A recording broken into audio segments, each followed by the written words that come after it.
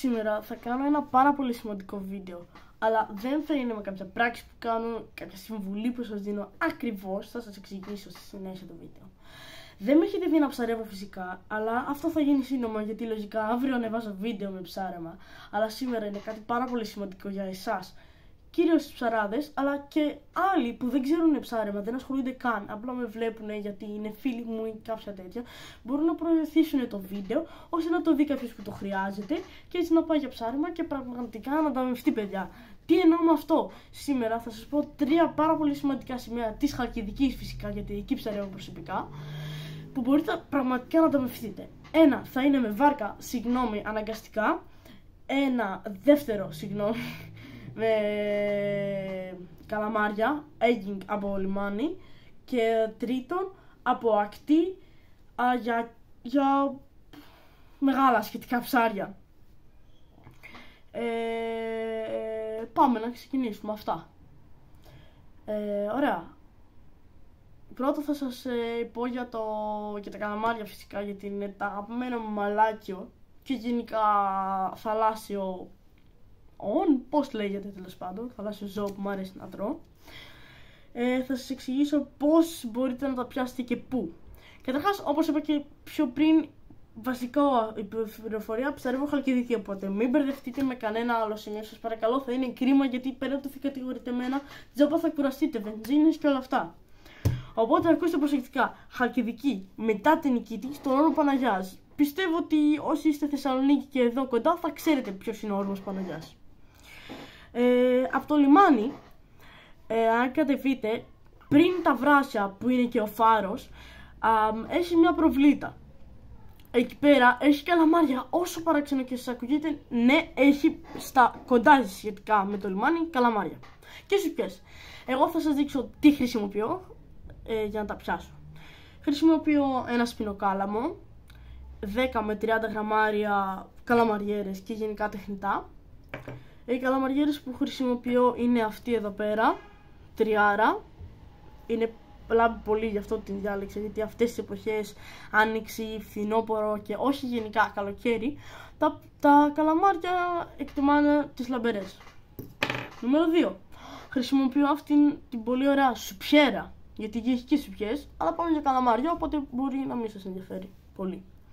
Αυτή βέβαια δεν έχει βάρος, οπότε είναι λίγο δύσκολο να πεταχτεί, από ότι χρειάζεται κάτι άλλο. Οπότε ας το αφήσουμε αυτό. Αυτή εδώ είναι, αν δεν ενδιαφέρεστε.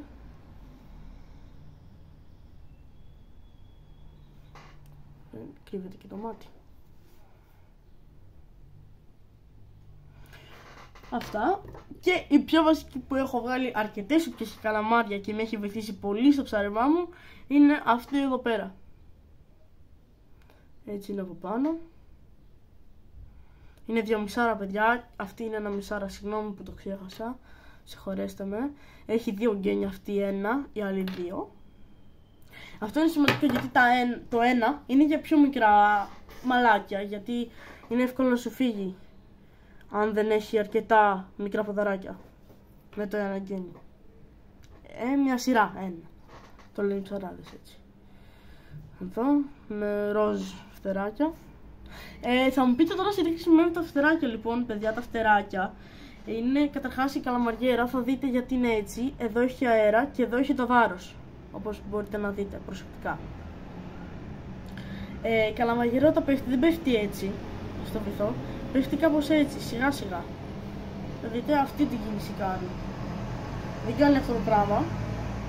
Οπότε είναι διελαστικό για τα καλαμάρια. Αυτά εδώ πέρα τώρα παριστάνουν τα πτερίγια του ψαριού ή της γαρίδας, ανάλογα. Η γαρίδα δεν έχει ακριβώς πτερίγια στα πλάγια, αλλά έχει τα ποδαράκια της. Και κάνει αυτό το πράγμα και έτσι όπως πάει, αυτά κάνουν έτσι. Πάνε μπρος πίσω, επειδή είναι βρεγμένα, είναι κολλημένα και πάνε μπρος πίσω. Και έτσι νομίζει το καλαμάρι ότι είναι αληθινό. Έτσι κάνουν πιο ρεαλιστική την κίνησή του και πάει και ορμάει. Πάμε στο δεύτερο σημείο. Πάρα πολύ σημαντικό για ψάρια φυσικά. Δεν είναι το τρίτο με τη βάρκα που σας έλεγα, θα σας πω μετά και τι γίνεται, τη φάση. Αλλά τώρα, λογικά, σε αυτό το σημείο θα ανεβεί και αύριο λογικά, θα ανεβεί βίντεο. θα σας πω τι γίνεται με εκείνη τη φάση λίγο, γιατί είναι λίγο μπερδεμένα. Εγώ είχα πάει για τέτοια. Είχα πάει το προηγούμενο Σαββατοκύριακο για ψάρεμα.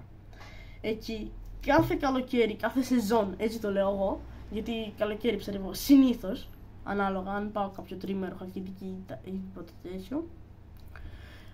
Έρχονται κέφαλοι, μεγάλοι. Πραγματικά δείτε λίγο, τόσα ψάρια είναι τεράστια και δεν σας κάνω πλάκα. Και αυτοί χτυπάνε μόνο σε ψωμί, όπως και οι σάλπες που είναι ένα μικρότερο κοπαδάκι εκεί πέρα, αλλά είναι μαζί με τους κέφαλους φυσικά. Τι να τις κάνουμε, και αυτά τα ψάρια είναι. Φυσικά τις θέλουμε, είναι νόστιμες. Αλλά κάποιος μπορεί να μην τις συμπαθεί. Λοιπόν, τα βασικά που θα χρειαστούμε τώρα για αυτό το ψάρεμα, γιατί είναι ψάρια, είναι λίγο πιο δύσκολο. Καταρχάς, εγώ χρησιμοποιώ ένα σπινοκάμαλο. Ένα σπινοκάλαμο. Ναι, το είπα, yay! Ωραία.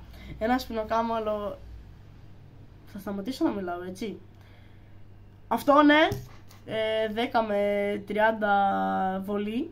Όχι βάρος, παιδιά. Αν είναι 10 με 30 γραμμάρια, θα σπάσει σε κλάσματα το καλάμι μόλις πιάσει ψάρι. Φυσικά βολή, ώστε να μπορεί να κάνει βολή. Αν είναι πιο κάτω ή πιο πάνω, δυσκολεύεται. Κάτω δεν στέλνει μακριά, πάνω μπορεί και να έχουμε θέματα, γιατί άλλο στον αέρα, άλλο μες στο νερό. Χρησιμοποιούμε πάντα πολυάγκιστρο. Αυτό εδώ πέρα. Έχει πάρα πολλά αγκίστρια, δηλαδή είναι τόση μπετονιά και έχει πάντα πάρα πολλά αγκίστρια. Πρέπει να είναι 12, 8, δεν θυμάμαι πόσα είχα, γιατί ναι, είναι μερικά λιψά. Ένα πενσάκι, εγώ χρησιμοποιώ αυτό. Μπορείτε να χρησιμοποιήσετε ό,τι θέλετε ανεξάρτητα, δεν παίζει ρόλο, απλά για να βγάζετε τα αγκίστρια πιο εύκολα. Και μία πόση. Μία πόση, όποια θέλετε, αρκεί να είναι του ψαρέματος ώστε να αντέχει. Το ίδιο και τα καλαμάρια που ξέχασα να αναφέρω, απλά για τα καλαμάρια είναι λίγο πιο εύκολο γιατί δεν είναι τόσο και δεν σπαρταράνε τόσο πολύ. Αλλά ναι. Τι θα δολώσω σαρδέλα ολόκληρα να την πετάξω για τους κέφαλους? Όχι παιδιά, απλό ψωμάκι του Θεού. Θα πάρετε 2 τις φρατζόλες, δεν είναι και πανάκριβες σε σχέση με τα κιλά ψαριού που θα βγάλετε. Όχι ένα παιδιά, πολλά, απλά 250 γραμμάρια πρέπει να είναι ένα light ψάρι εκεί πέρα. Φανταστείτε ότι 500 μπορεί να φτιάξει ένα πραγματικά μεγάλο εκεί. Είναι, σας λέω, εμπιστευτείτε με. Ψωμί, παίρνετε, κόβετε μια φέτα που τρώτε, αλείβετε το ψωμί σας ή κάτι τέτοιο, τόσο πάχος και μήκος, περίπου τόσο στο μήκος, και τυλίγετε γύρω την πιτονιά από το πολυάγκιστρο. Μετά καρφώνετε τα αγκίστρια μέσα ώστε να προεξέχουν ελάχιστο, ώστε όταν πάει το ψάρι να το φάει να πιαστεί εύκολα και να μην κουράζεστε να τραβάτε με δύναμη το καλάμι ώστε να τσακαρωθεί για να το πάρετε εύκολα. Αυτά από εκείνο το μέρος. Βγάζεις, πραγματικά θα ανταμυφθείς. Αυτά, πάμε στο τρίτο μέρος. Τρίτο και βασικό βέβαια, παιδιά, αυτό είναι με βάρκα. Όσοι έχουν βάρκα, ελπίζω να το εκτιμήσει το μέρος. Και όλα αυτά σε Χαλκιδική, μην τα ξεχνάμε, μην μπερδευτείτε. Το λέω γιατί θα με κράζετε εμένα, όχι και τίποτα άλλο. Και θα στεναχωρείτε κι εσείς, κρίμα δεν είναι? Προσέξτε, Χαλκιδική.